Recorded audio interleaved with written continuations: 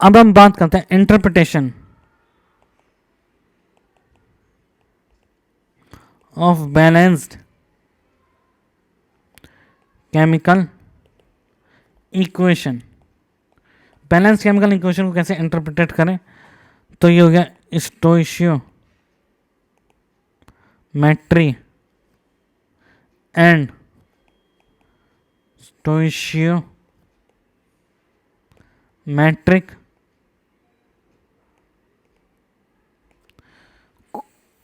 Calculation, sorry coefficient नहीं, calculation, इसको हम स्टोइशियोमेट्रिक कैलकुलेशन कहते हैं, या फिर स्टोइशियोमेट्रिक, स्टोइशियोमेट्रिक कैलकुलेशन कहते हैं। अब देखिए क्या है हमारे पास, कोई भी पहले बैलेंस केमिकल इक्वेशन की बात करेंगे। बैलेंस नहीं है तो हम उसको पहले हिट एंड ट्रायल मेथड से बैलेंस कर लेंगे। लेट से कोई बैलेंस्ड केमिकल इक्वेशन है हमारे पास, balanced chemical equation A plus B is forming C C plus D T.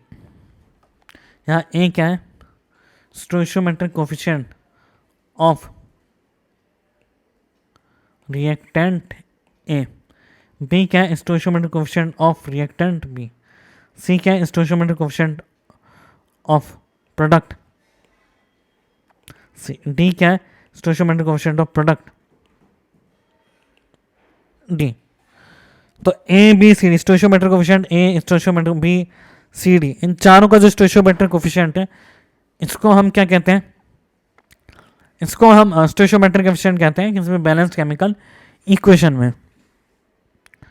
तो अब इससे क्या होगा, तो एक इक्वेशन में याद रखनी है N A by A, N B by B, N C by C, N D by D, ये याद रखना है हमारे को। एन ए है moles of reactant A reacted, N B क्या है, moles of reactant B reacted, N C क्या है, moles of reactant of product C formed, N D क्या है, मोल्स ऑफ प्रोडक्ट डी। कितना ए रिएक्ट किया वो एन है, कितना बी रिएक्ट किया एन बी है, सी गया तो एन सी और डी गया तो एन। एग्जाम्पल, अगर हम एक इक्वेशन लिखें 2KClO3 gives 2KCl plus 3O2, तो इसके लिए हम क्या मोल मोल एनालिसिस कहते हैं हम इसको, तो ये लिखेंगे NKClO3 bye 2, NKCl bye 2, NO2 bye 3, इसको हम कहते हैं मोल मोल एनालिसिस। स्टोइशियोमेट्रिक कैलकुलेशन में इसको कहते हैं मोल मोल एनालिसिस। अगर हमारे पास, अब केस देखते हैं कुछ, सिंगल रिएक्टेंट हो, अगर हमारे पास सिंगल रिएक्टेंट हो, जैसे question calculate moles of KCl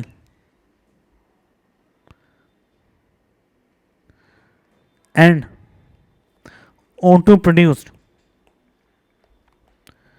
when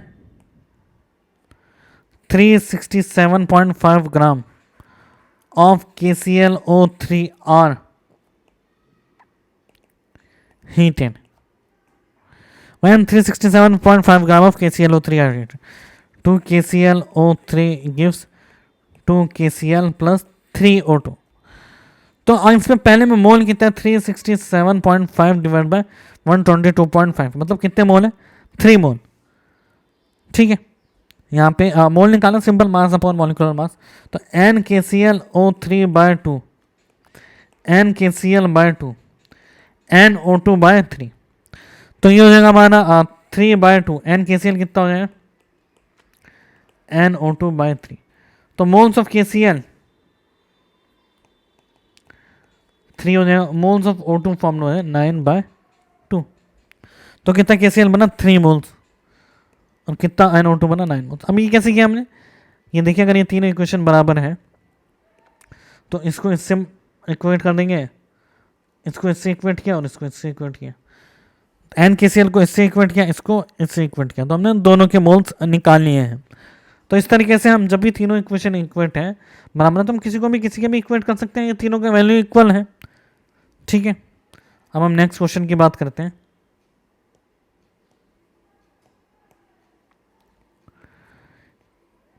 calculate volume of CO2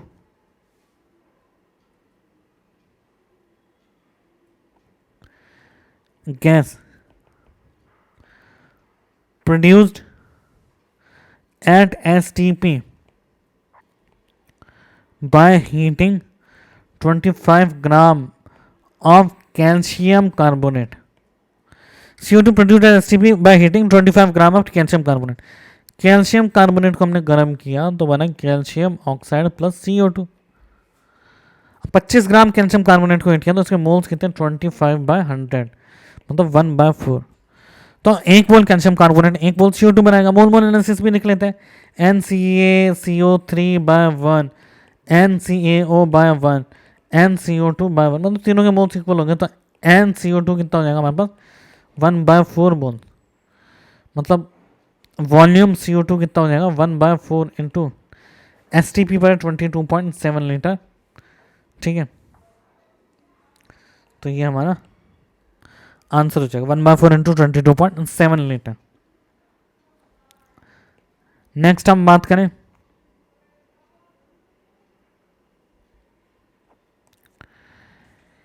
Ag2CO3 को हमने हीट किया, ये बना 2Ag solid plus CO2 gas plus 1/2 O2 gas. A calculate weight of residue obtained when 55.2 gram of Ag2CO3 is heated. Also calculate total volume of gas evolved at STP. Also calculate total volume of gas evolved at STP. 2Ag2CO3 पहले हम balance करेंगे इसको। On heating gives 4Ag solid plus 2 CO2 gas plus O2 gas। ठीक है, इसका molecular mass कितना है Ag2CO3 का 2 × 108 प्लस 12 प्लस 48 तो कितना हो जाएगा 276 हो जाएगा। तो मोल्स ऑफ Ag2CO3 कितना हो जाएगा, मतलब मोल हो जाएगा 55.2 अपॉन 276 हो जाएगा 1/5। मोल्स ऑफ Ag2CO3 कितना हो जाएगा 1/5 और Ag का कितना हो जाएगा, चलो Ag का तो हमारे को निकालना है 55.2 ग्राम Ag2CO3 मतलब 1/5 मोल्स ऑफ Ag2CO3 हीट हुआ है। ठीक है, अब कितना Ag बना है, calculate weight of residue obtain. अब रेसिड्यू क्या है यहाँ पे, जो सिल्वर है, सिल्वर ही तो रेसिड्यू है, बाकी तो गैस बन के निकल गया, तो हमारे को वेट ऑफ सिल्वर निकालना है और तीनों के मोल्स निकालना है और तीनों का वॉल्यूम टोटल निकालना है और रेसिड्यू निकालना है। तो मोल एनालिसिस लगाए NaG2CO3/2 NaG/4 NCO2/2 NO2/1 और ये हमारे को पता है कितना है 1/5। तो NaG कितना हो जाएगा 1/5 इंटू 1/2 इंटू 4 2/5। NaG कितना हो जाएगा 2/5। तो weight of residue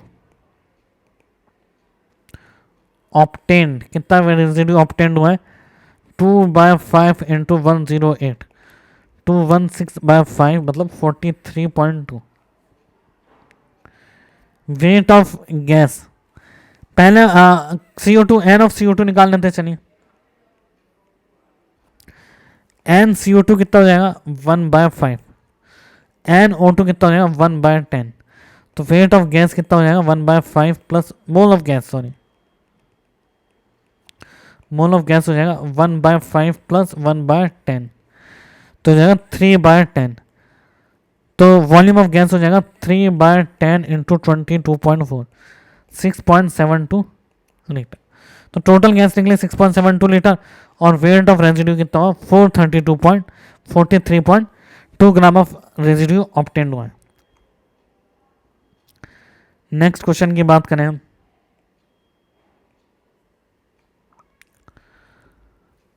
what weight of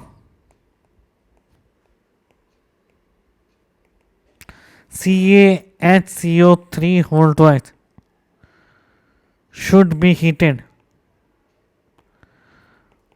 to obtain 2.4 into 10 to the power 23 molecules of CO2। इतने मॉलिक्यूल CO2 ऑब्टेन करने के लिए हमने हीट किया है, मतलब इतने मॉलिक्यूल को हीट किया। What weight of should be obtain,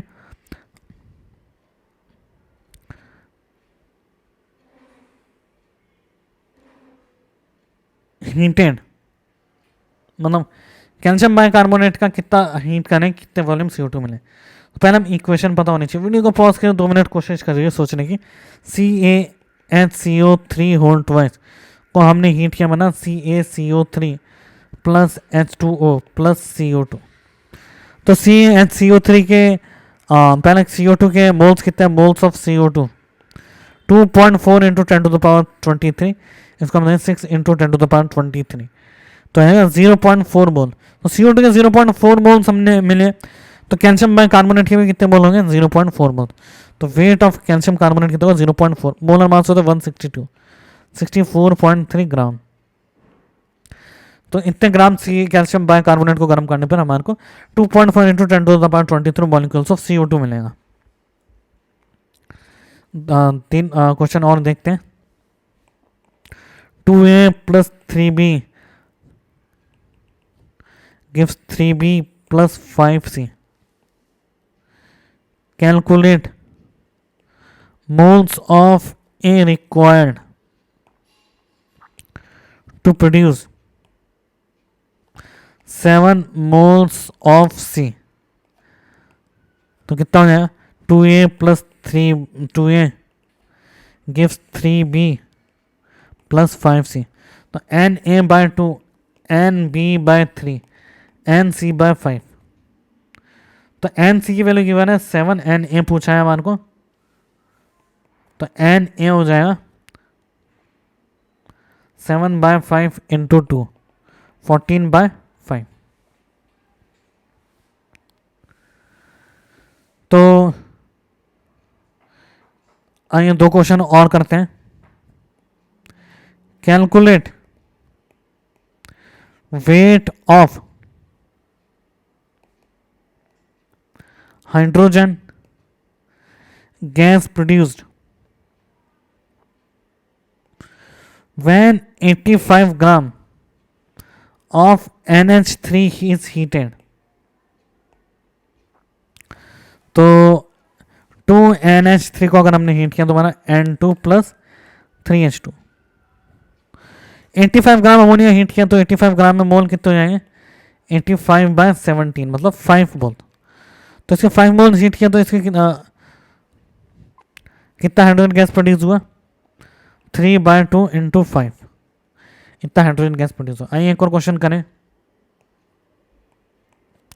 NH4 का होल ट्वाइस Cr2O7 को अगर हमने हीट किया तो बना N2 प्लस Cr2O3, ये ग्रीन कलर का होता है compound, plus 4H2O। Calculate weight of NH4 का whole twice Cr2O7 which is required to produce 3.04 gram of the green residue। Calculate weight of ammonium dichromate which is required to produce 3.04 gram of green residue।